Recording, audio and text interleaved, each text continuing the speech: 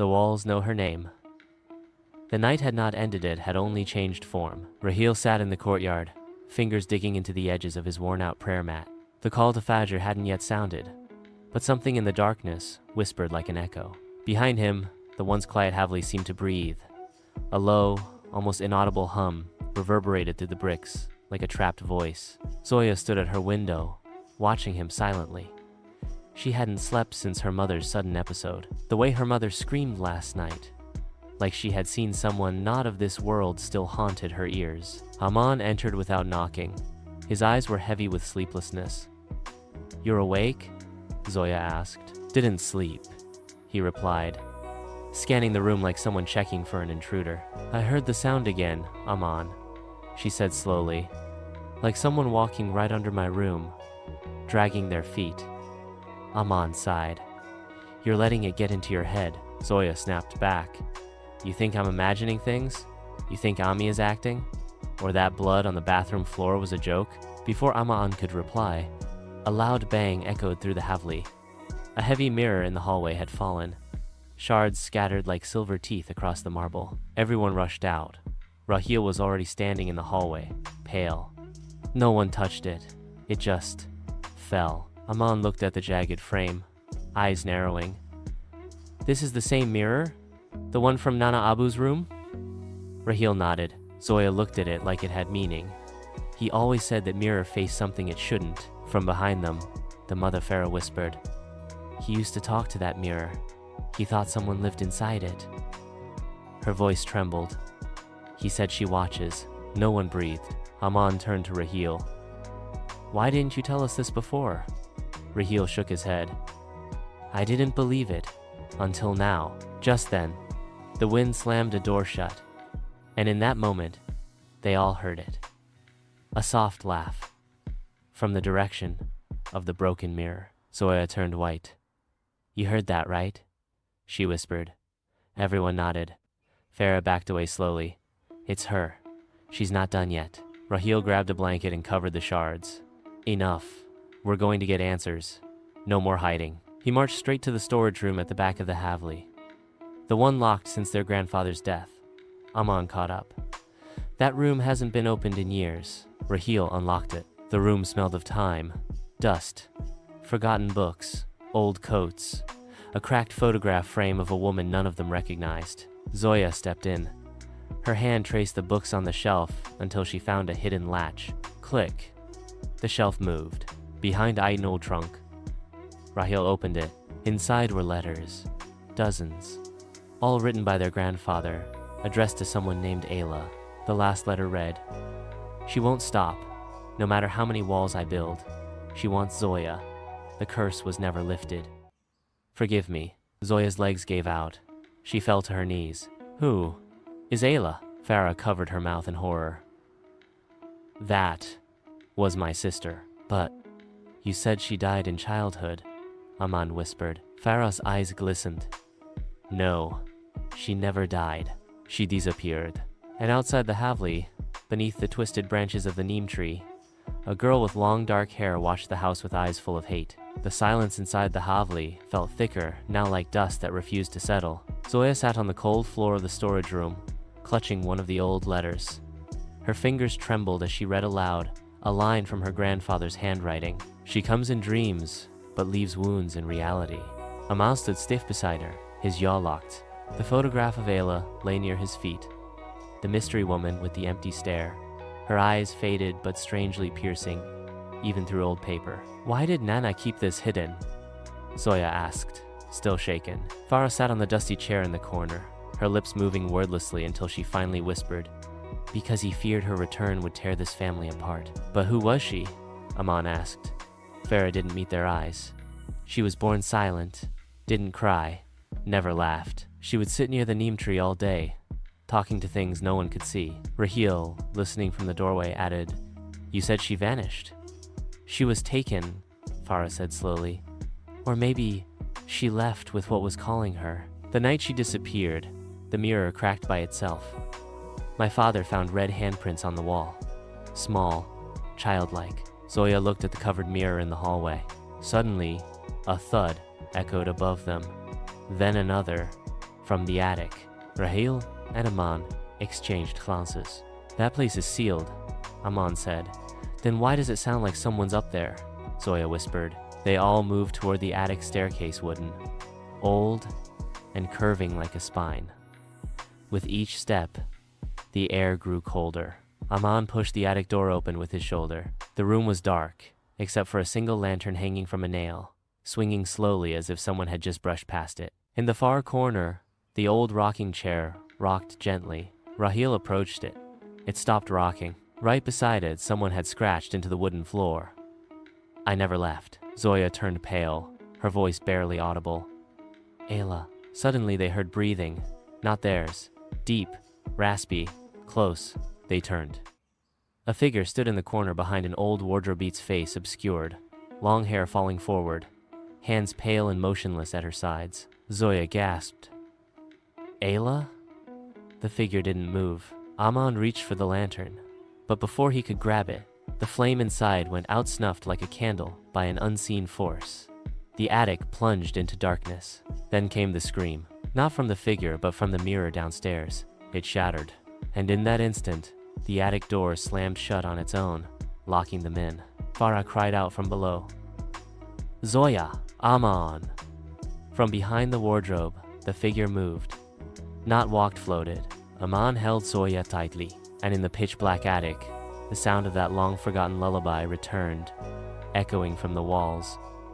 "Chan rute, ratroy, Ayla kabigar na ai," and Zoya fainted. The attic was cold, too cold.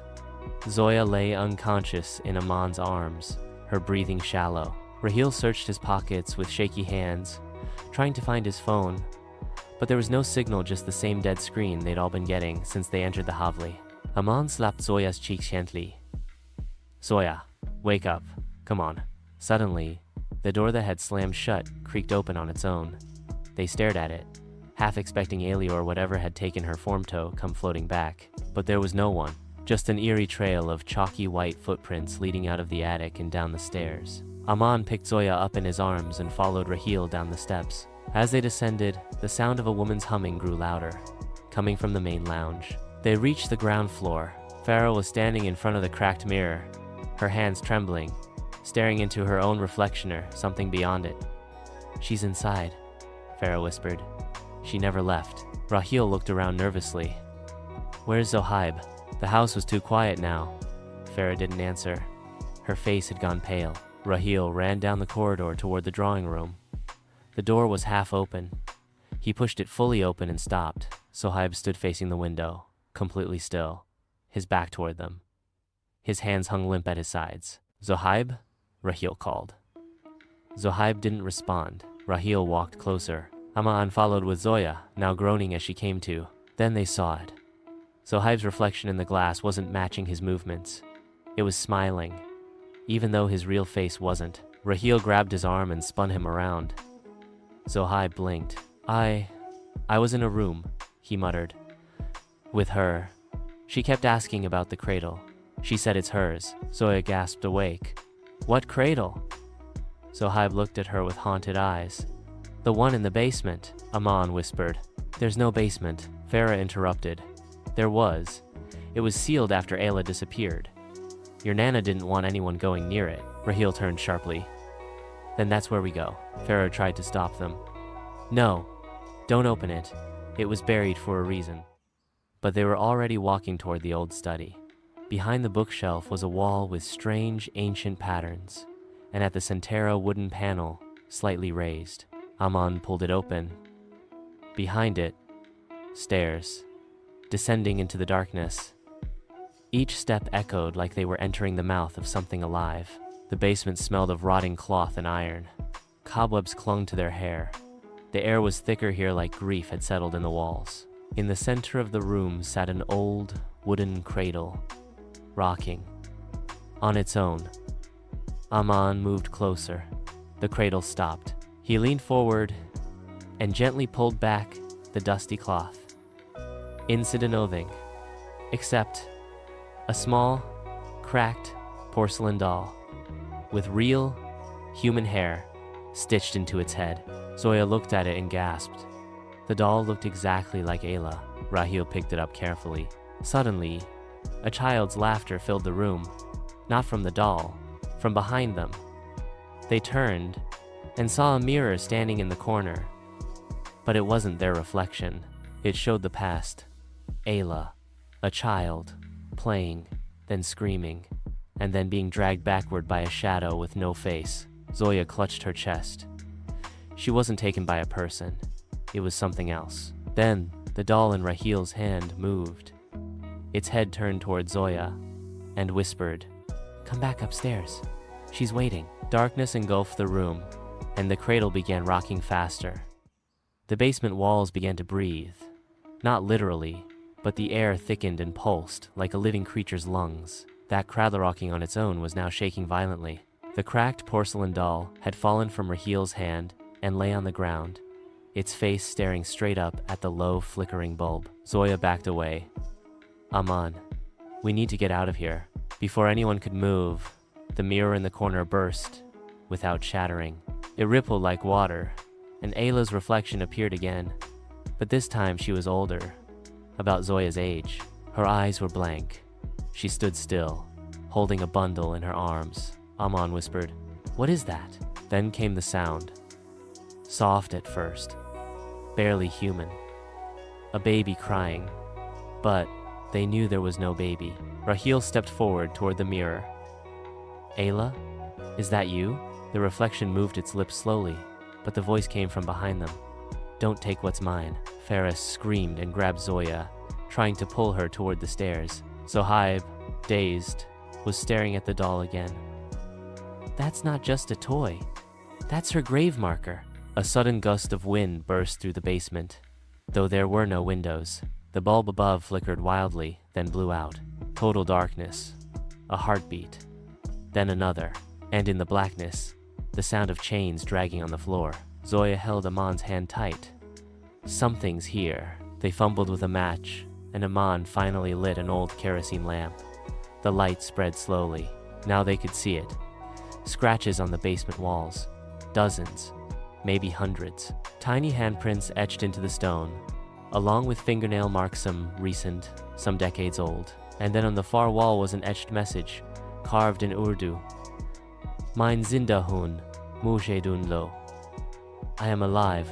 Come find me." Farah's knees gave out. She was buried alive? Zohaib finally snapped out of his trance. No, not buried. Trapped. That cradle wasn't for a baby. It was a lock. Just then, the floor beneath the cradle cracked, splitting open like a jaw. Smoke poured out. Sulfur. Heat. Raheel grabbed the doll and tossed it into the pit. The smoke hissed. A scream rose from deep inside. It's so loud it shook the foundation of the Havli. And then, silence. Complete, utter silence. Aman helped Zoya climb the stairs. Everyone followed, no one spoke. No one even breathed too loudly. But as they reached the top, just before closing the wooden panel behind them, Raheel paused. He heard something. A slow, creaking sound. He looked back. The cradle was rocking again, even with no floor beneath it. Floating, rocking, and from the pit below, a hand began to rise. Not flesh, not bone, just charred skin, wrapped in rusted chains. Raheel slammed the panel shut and pushed the bookshelf back into place. They all looked at one another. Zoya whispered, "She's not done." And upstairs, somewhere in the old servant quarters, a baby started crying again. But this time, they all heard it, even the wall. Upstairs, the corridors of the Havli had turned colder. The cry of a baby echoed soft, rhythmic, distant. It didn't sound like it came from a living infant. It was layered, hollow, as though it had been recorded in grief and left on a loop. Aman slowly stepped forward into the hallway, holding the flickering kerosene lamp. Zoya followed behind, clutching a tasbih her grandmother had given her. It had never meant much before, but tonight, it felt like a shield. Zohaib and Farah were at the rear, eyes darting in every direction. Raheel didn't speak. He hadn't spoken since closing the basement door. They turned toward the servant quarters. A wooden door that had always remained locked was now wide open. The hinges creaked with every sway, as if even the door hesitated to stay still in this cursed air. Inside, the room was untouched by time. Dust had gathered thickly, but there was a fresh trail of footprints leading toward the window. Tiny, bare, child-sized prints, wet with something dark. Zoya gasped. That's not water. On the wall above the broken cradle in the room, someone had painted in that same dark fluid. She never left. Raheel finally spoke, voice hoarse. This is the room where Ayla's maid was last seen. Aman turned sharply. What do you mean? She had a maid, Raheel explained. 16. Quiet. Used to sleep here. After Ayla disappeared, so did she. The family assumed she'd run away, maybe even helped Ayla escape. But now I'm not sure. Suddenly, the air changed again. The kerosene lamp flickered blue. The walls began to sweat dripping, with moisture that hadn't been there seconds ago. A loud bang behind them. Zohaib had stumbled into a wooden chest and opened it by accident. Inside were hundreds of small toys wooden dolls, rattles, broken rattling rings, all old, all covered in soot, all arranged like tiny corpses in a mass grave. Farah covered her mouth to stop from screaming. Zoya whispered, "These aren't just toys. These were offerings." The window slammed shut. Then the mirror in the servants' room cracked. A face appeared in it. This time, it wasn't Ayla. It was the maid. Eyes wide open, mouth stitched shut. A trembling hand reached out from inside the mirror glass, pressing against it, as if begging to be let out. Zoya's tasbih snapped. Aman pulled her back. "Don't look at it." But her heel stared frozen. The mirror's surface rippled, then exploded outward. Shards missed them by inches. The maid's ghostly form stood still for a moment, then turned toward the cradle in the corner and disappeared into it like smoke drawn into a bottle. Then silence again. Only this time, the silence was broken by something new. A voice. A little girl's voice. "She made me sleep with the dead." The group turned to each other, breathless, horrified. Zoya whispered, "Who said that?" Zohaib slowly pointed toward the chest. One of the soot-covered dolls was now sitting upright, its glass eyes glowing faintly. Raheel picked it up, and under it, folded carefully, was a letter with Ayla's handwriting. He read aloud, "They don't feed me anymore. I feed myself now. But the others, they cry in the dark. I tell them stories to keep them quiet. If you find this, don't wake them. Don't follow their cries. Don't come looking for me." Farah's knees buckled. She's still here. She's still in this house. The cradle began to rock again. This time they didn't wait. Aman shouted, "Out, everyone now!" As they fled the servant quarters, a loud thud echoed behind them. A tiny child's handprint had appeared on the inside of the door, pressed into the wood, as if trying to escape. It was still warm. They didn't speak for a long while after returning to the main lounge. Everyone sat huddled in silence. Even the usual creaks of the Havli had fallen quiet, as if the house was listening. Aman placed the soot-covered doll on the table, keeping it far from everyone. Its glowing eyes had dimmed but not disappeared. Farah's lips trembled. "That voice, that wasn't Ayla." "No," Zoya whispered. "That was someone else. Someone even younger." Raheel, still gripping the crumpled letter, said, "She wrote it like she wasn't human anymore." Zohaib stood, pacing. "This is getting out of hand. We shouldn't be here. Let's go to the police." Aman cut him off. "And say what? That a haunted doll led us to Ayla's ghost? They'll throw us in a mental ward." There was a heavy silence. Then Zoya, eyes burning with a strange calm, said, "There's more. I can feel it. We've only scratched the surface." Her gaze wandered toward the far corner of the room where the wallpaper had peeled slightly. Raheel followed her eyes. "What is it?" Zoya walked toward the wall and pressed her fingers against the loose wallpaper. Beneath it, the wood felt hollow. "Get me something sharp," she whispered. Zohaib handed her a rusty paper cutter from an old drawer. Zoya carefully peeled away a square portion of the wall. Behind it was a small wooden panel, sealed but not nailed. With a gentle push, it fell inward and revealed a narrow hollow cavity between the walls. She reached inside and pulled out a bundle. It was a small cloth pouch, wrapped in red silk and tied with black thread. Aman took it carefully, untied the thread, and opened it. Inside was a faded photograph of Ayla as a child, standing beside a shadowy figure whose face had been scratched out. A lock of jet black hair, a tiny silver knife its blade inscribed with Arabic letters, and at the very bottom, another letter. Zoya read it aloud. To whoever finds this, I've tried everything. The prayers, the salt, the fire, but it keeps coming back. The walls whisper her name at night. The mirror bleeds when I sleep. I think it's because of what happened in the nursery. I think she wants me to remember. If I disappear, know this. I did not run. I was taken. And if you open the door in the east hallway again, you'll bring her back too. Burn this before it's too late. Ayla. Raheel stepped back, shaken. The east hallway? Zoya nodded slowly. That part of the house was sealed after Ayla vanished. Farah gasped. White Abu always told us never to go near that wing. Said it was unstable, dangerous. Zahaib whispered. He wasn't protecting us from a broken roof. He was protecting us from her. They all turned toward the hallway door that led east. It stood there, silent, old, dusty. Aman walked over to it. He pressed his ear to the wood. Nothing. Then a gentle knock. 1, 2, 3. Followed by the faintest sound. A child's giggle. And then a raspy whisper. Come play with me, Farah screamed. Zoya backed away. Raheel grabbed Aman's shoulder to pull him back. The door handle rattled, then stopped. Zoya, gripping the silver knife now, said, This is what she meant. This is the core. This door, it leads to whatever Ayla found, or whatever found her. Zohaib stepped forward. We need to destroy this door. Raheel stopped him. Wait, what if she's trapped behind it? What if Ayla's soul is stuck on the other side? Zoya's eyes were fixed on the doorknob. Or worse, what if we open it and let out something that was meant to stay hidden forever? Aman turned.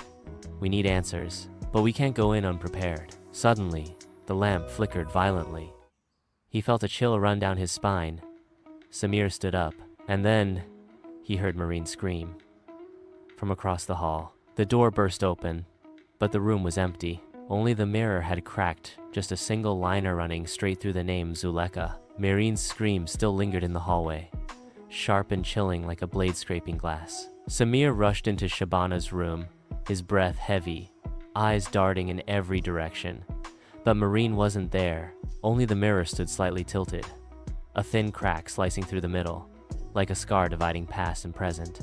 Samir slowly stepped toward it. The air around the mirror felt different. Colder, heavy. He touched the frame. A sudden jolt. His vision blurred, and for a brief moment, he wasn't in Shabana's room anymore. He was somewhere else. Some other version of the same house, older, grayer, the walls soaked with smoke and sorrow. He heard crying. A girl's voice. Samir turned. There at the end of a dim hallway was a figure in a white dress. Her back turned. She was sobbing. Zoya? He whispered. The figure froze. Samir took one step forward. The girl slowly turned her head, not fully, just enough for him to see that her eyes were hollow. And her mouth. It wasn't stitched shut like before. It was open, unnaturally wide. Screaming silently. The mirror shattered. Samir stumbled back, collapsing onto the real floor of Shabana's room. He was back. His hands were shaking. Across the hall, Fakhra opened her door, peering into the chaos. What's happening? She hissed, but her face was pale. She knew something had returned, something that had waited years to awaken. Shabana, meanwhile, sat silently on the veranda with a candle in her lap. She was humming again, a melody no one had heard before except Amma. Down in the basement, Amma stopped mid-prayer, her eyes wide. No, not that lullaby. She remembers. She picked up a rusted tin box and opened it. Inside was a torn piece of fabric, a lock of hair, and a small key. Back in the main house, Zoya finally returned. She looked disheveled, her hair messy, her hands scratched. Samir rushed to her. Where were you? Zoya didn't answer. She walked straight to the cracked mirror, looked into it. and whispered, "She's not done." Samir stepped back. "Zoya, who is Zulekha?" Zoya's eyes filled with tears. "The one they buried, but never forgave." Cut to Amma walking upstairs with the key.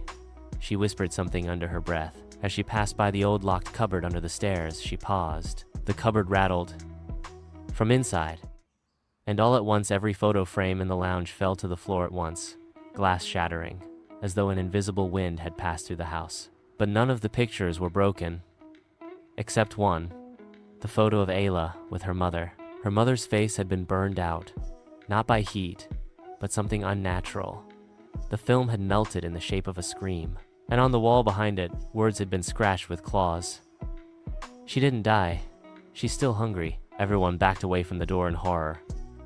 Farah whispered, trembling, "Then we should burn this house down." Zoya turned to her. "And if we do, she might escape with the flames." Raheel looked at the knife. This is the only weapon she feared. Aman finally said, "Then tomorrow night, we open the east hallway." The rain had finally stopped, but the tension in the house hadn't. Samir sat in his room, staring blankly at the wall. Zoya hadn't returned his calls. Her last words echoed in his head. "You don't know them like I do." He couldn't shake off the feeling that something much darker lay buried behind the warm smiles and carefully crafted lies of this family. In the kitchen, Fakra was wiping the already clean counter, her lips pressed tight. Her eyes shifted every time someone walked by. Ever since Shabana's midnight incident, Fakra's hands had been trembling. She knew that something or someone was haunting the house again. Down in the basement, where old trunks and dusty memories lived, Amma was sitting on the floor, mumbling verses under her breath. The candlelight flickered on her wrinkled face as she clutched an old photo frame shattered, the glass gone. Only the image inside remained. The photo was of a young woman, not Shabana, not Fakra. Someone forgotten. Behind her, the basement door creaked. Amma didn't flinch. "I know you're here," she whispered. "You always return when the mirror cracks." A shadow moved along the wall. Light had no business there, but it moved. Meanwhile, upstairs, Marine tiptoed into Shabana's room. Her curiosity had gotten the better of her. She looked at the painting the one Zoya had painted with dark reds and burnt oranges. A woman's face, hollow eyes, blood on the lips. Marine leaned in closer and saw that under the painting, faintly scratched into the canvas, was a name, Zulekha. She felt cold all over. "Who's Zulekha?"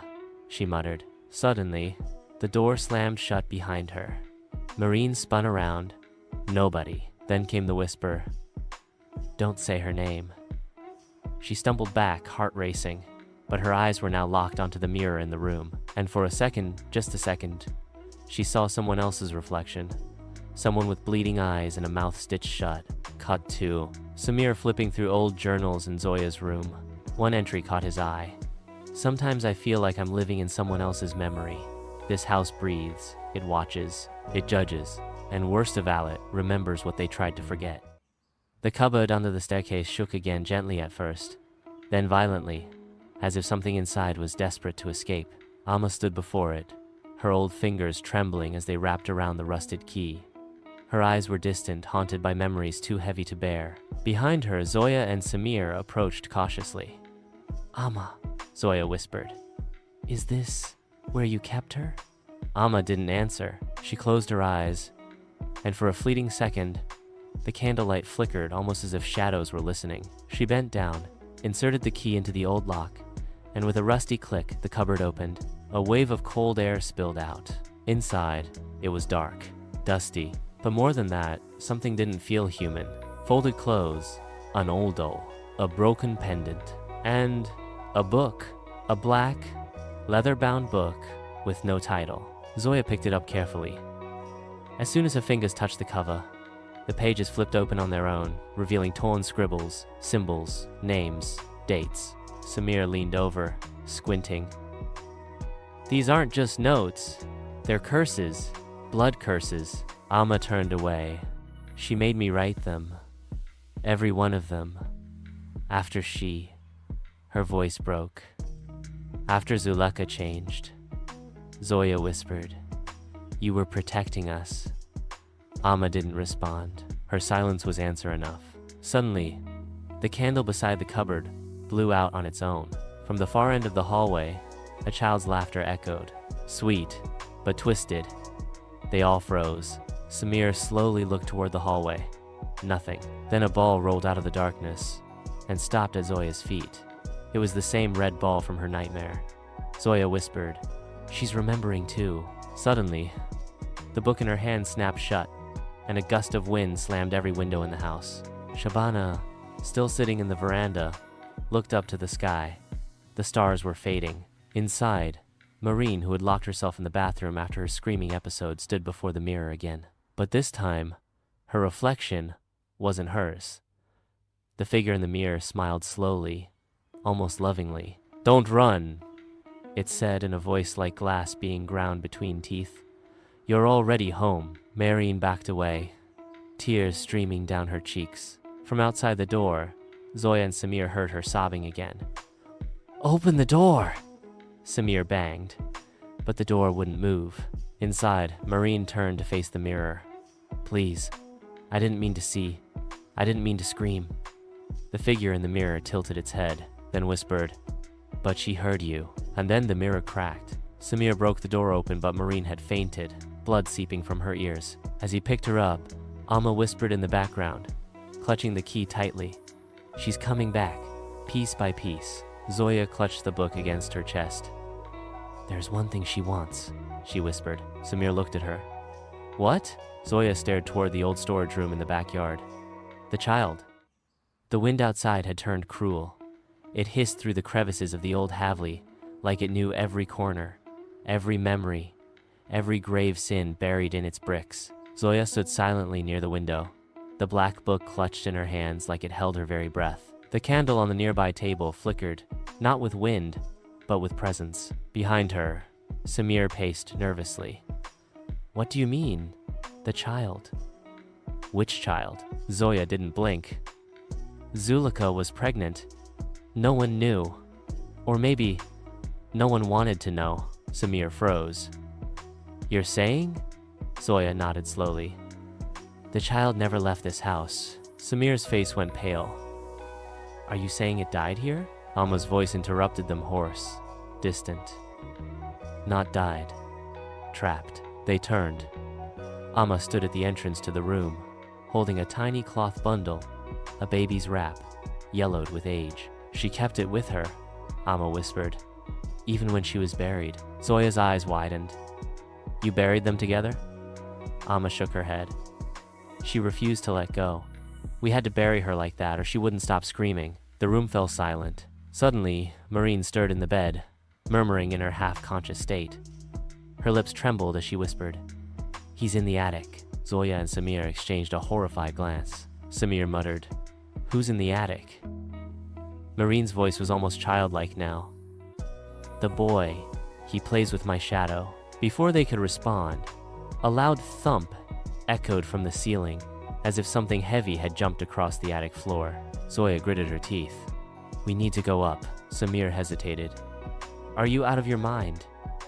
Zoya turned, her voice steady. "If we don't, whatever's up there will come down." Reluctantly, Samir grabbed the old lantern, and the three of them, Zoya, Samir, and Amma, made their way to the narrow wooden stairs leading up to the sealed attic, a place no one had entered in 18 years. Each step creaked like a scream. As they reached the door, Amma reached into her shawl and pulled out another key. This one smaller, rustier. It smelled of earth and time. She unlocked the attic door. The moment it opened, a blast of icy wind poured out thick with the scent of dried blood and roses. Inside was a nursery, perfectly preserved, toys scattered, a cot in the middle, a faded mobile still hung above it, spinning on its own. Zoya walked in slowly, eyes wide. "How is this?" Samir shined the lantern on the cot. There was something inside it, wrapped in the same yellow cloth Amma held earlier. Zoya reached out and gently lifted the bundle. It was warm. It breathed. Zoya's scream caught in her throat. The thing in her arms twitched. Samir rushed to her, grabbing the lantern, and the light revealed it. a porcelain doll. But its eyes blinked. Samir dropped the lantern. In the flash of its fall, the attic walls suddenly pulsed, like lungs inhaling and exhaling. And then, a voice, soft, innocent. "Where is Mama?" The doll turned its head. "Why did Mama leave me here?" Amma screamed, backing away. Zoya clutched the doll, unable to drop it. "You're not real." The doll's smile widened. "I'm what's left when love rots." And the attic door slammed shut. Under the roof of every house lies a truth we dare not speak. What you saw today was just the beginning. Zoya's silence has started echoing in every wall of that house.